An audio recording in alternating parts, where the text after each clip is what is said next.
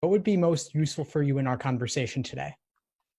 So I've started with my personal statement. I am having a little bit of issues because when I started the process of the law school application, I was under the impression from some advice I received from another gentleman who said that pretty much community college classes don't matter and that I can just go in with my university credits. And with that, I have a 3.8, and I have about 10 years worth of community college, grades that at, the time before I even knew I wanted to even become a lawyer, I didn't take school as seriously. So I'm pretty much I started my statement as a 3.8 student and trying to use that as a way of expressing, the leadership qualities that I have and stuff like that. But now I feel like I'm kind of backtracking and trying to talk about, why, the last, 10 years of community college weren't good, and trying to tie that in with, that was the old me and I'm not like that anymore. Right. Well, to me, those are actually two different statements. You could write an addendum explaining the low GPA from Hmm. your community college days, and then you can have a personal statement focused on the softball, if that's what you want to cover there. Okay. Two separate statements, though. Okay.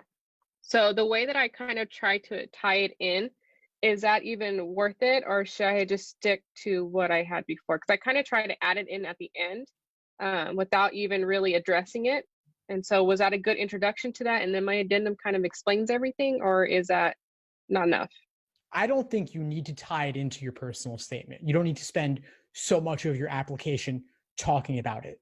Lots of people have lower GPAs, especially earlier in their academic careers. So it's nice that you have an upward trend, especially going from community college to university, two very different contexts. So I would not cover it in the personal statement. Leave it for an addendum and be very concise about it there. And then when I was kind of tying in softball with kind of what I'm doing now, I'm in a human resources position. Should I go more into depth on what I do here? Because I do work for a nonprofit. I do handle more of the legalities of human resources, like the employment relations stuff.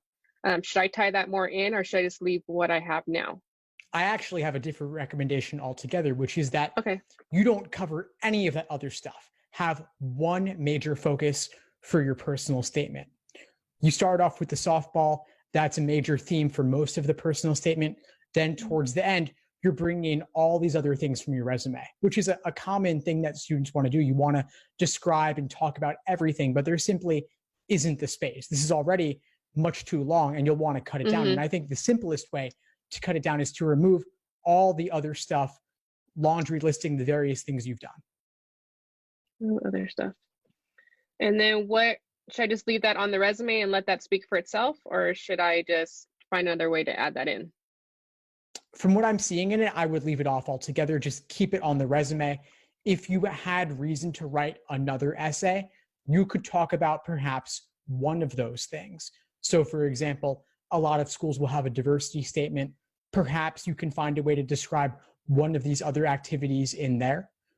Schools will also sometimes have a why our school in particular essay. You might find a way to tie in some of your activities there. Or they ask, is there anything else you want to tell us? And if you feel you have something compelling enough to share, you could use that space to describe that. Okay. And then my last question is, like I said, I had the issue with community college, and part of me wants to take courses over and say, because I'm at a 2.8 if I mushed everything together. So part of me is saying, go and take some units over for the next semester and try to get easy classes that you can get an A in to bring that up to a 3.0, or is that not even worth it and I should just spend the time studying for the LSAT? I'm going to say the LSAT. Okay. So you don't think it even matters that there's a lot of low grades on there?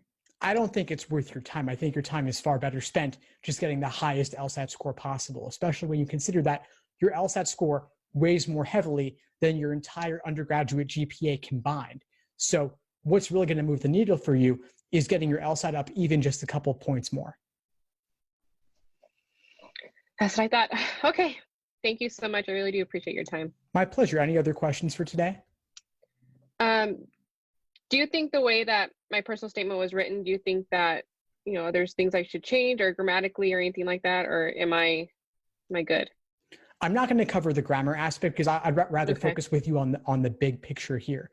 Okay. One thing I would suggest is, rather than describing your story chronologically, I would suggest instead starting with a specific moment in time. Really make this more of a story, make it more of a narrative rather than chronology. You're 9 years old, you're 16 years old, you're progressing in age and in your athletic career. I think the best stories start with a good hook. So there's a particular moment in time where you face an obstacle or a triumph and how you handle it and what you learn from it, and then zoom out and talk about the bigger picture. Okay. Thank you so much. I appreciate it. My pleasure. Before we sign off, what would you say is the biggest insight you got from our call today? Honestly, just a lot of questions that I've been kind of, a lot of people that are trying to do this whole law school thing is that they go to boards and they go to different people trying to get information, and it's kind of not backed up with any type of science or anything like that. I've been on like Reddit and stuff like that trying to get these certain questions asked, but you're asking a bunch of people that are going through the same thing you are. And so hearing it from you, I know I've watched a lot of your videos. I know that you know what you're talking about, and I do respect your opinion. And I really do think that the questions that I had towards my personal statement and returning to school just to take those classes over really does mean a lot. Awesome. Glad to help. Please keep in touch and let me know if I can help in any way as you move forward. Okay. Thank you so much. Thanks for tuning into the show. Please subscribe if you haven't done so already to be notified of new episodes as I release them. And feel free to reach out if you need anything at all as you move forward with your prep. I'm happy to help however I can. In the meantime, I wish you all the best and take care.